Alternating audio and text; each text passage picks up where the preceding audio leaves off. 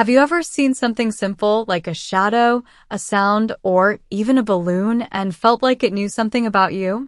That's how language sometimes works. You hear a sentence.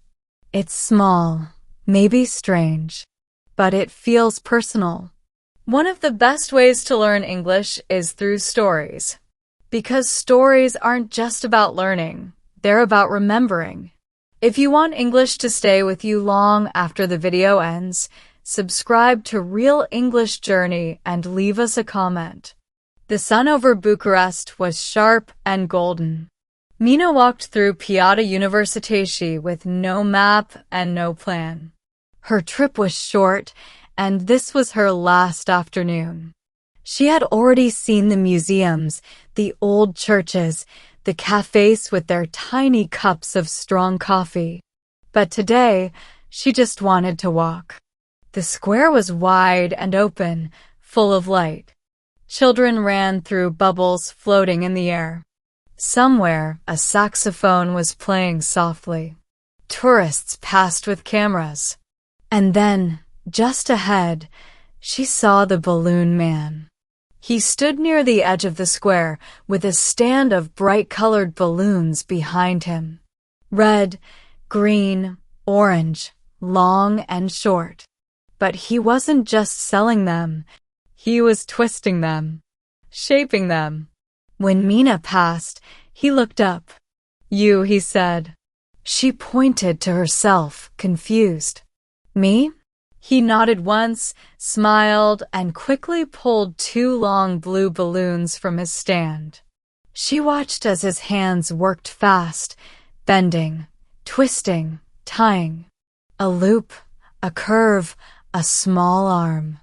Then ahead, he added a purple bow and something like shoes. 2 minutes passed. Then he held up the balloon figure. It looked like her.